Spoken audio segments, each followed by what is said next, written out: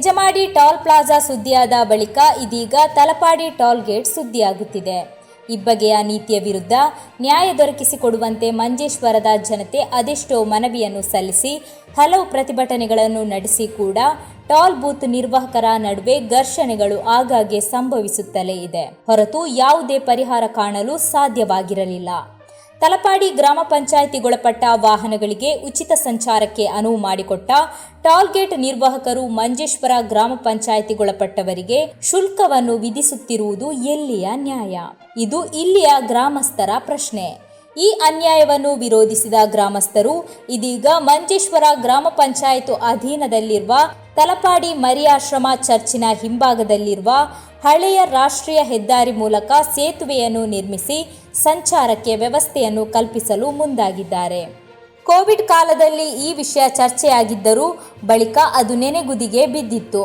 ಆದರೆ ಇದೀಗ ಈ ನೂತನ ದಾರಿ ವ್ಯವಸ್ಥೆಯ ಮೂಲಕ ಹಂತವಾಗಿ ಮಂಜೇಶ್ವರ ಗ್ರಾಮ ಪಂಚಾಯತಿನ ನೇತೃತ್ವದಲ್ಲಿ ಗ್ರಾಮಾಧಿಕಾರಿ ಹಾಗೂ ಸರ್ವೆ ನಡೆಸುವವರು ಆಗಮಿಸಿ ಸ್ಥಳ ಮಂಜೇಶ್ವರ ಗ್ರಾಮ ಪಂಚಾಯತ್ ಅಧೀನದಲ್ಲಿರುವುದನ್ನು ಖಚಿತಪಡಿಸಿಕೊಂಡರು.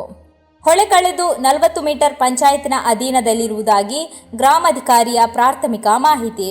ಇನ್ನು ಇದರ ಮುಂದುವರಿದ ಭಾಗವಾಗಿ ಸೇತುವೆ ನಿರ್ಮಿಸಲು ಬೇಕಾಗುವ ಫಂಡ್ ವ್ಯವಸ್ಥೆ ಮಾಡಿ ಮಂಜೇಶ್ವರ ಗ್ರಾಮದ ಜನತೆಗೆ ಮುಂದಿನ ವರ್ಷದಲ್ಲಿ ಟೋಲ್ ಗೇಟ್ ಬೈಪಾಸ್ ರಸ್ತೆ ನಿರ್ಮಾಣವಾಗಲಿರುವುದಾಗಿ ಪಂಚಾಯತ್ ಅಧ್ಯಕ್ಷೆ ಸುದ್ದಿಗಾರರಿಗೆ ತಿಳಿಸಿದ್ದಾರೆ.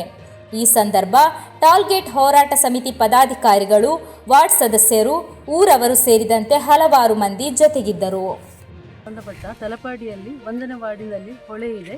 ಆ ಹೊಳೆಗೆ ಸಂಕವನ್ನು ಕಟ್ಟಿ ಮಂಜೇಶ್ವರ ಮುಖಾಂತರ ಉಳ್ಳಾಲ ಕರ್ನಾಟಕಕ್ಕೆ ಪಾಸ್ ಆಗಲಿಕ್ಕೆ ಒಂದು ಸಂಕವನ್ನು ಕಟ್ಟಿ ನಮಗೆ ದಾರಿ ಮಾಡಿಕೊಡಬೇಕು, ಸಾರ್ವಜನಿಕರಿಗೆ ಸಂಚಾರಕ್ಕೆ ಅನುಕೂಲವಾಗುವ ರೀತಿಯಲ್ಲಿ ಅಂತೇಳಿ ನಾವು ಇಲ್ಲೆಲ್ಲ ಎಲ್ಲ ನಮ್ಮ ಟೋಲ್ ಕಮಿಟಿ ಸದಸ್ಯರು ಹಾಗೆ ವಾರ್ಡ್ ಮೆಂಬರು ಮತ್ತು ವಿಲೇಜ್ ಆಫೀಸರನ್ನು ಕರ್ಕೊಂಡು ಬಂದು ನಾವು ಸರ್ವೆ ಮಾಡಿಸಿದಂಥದ್ದು.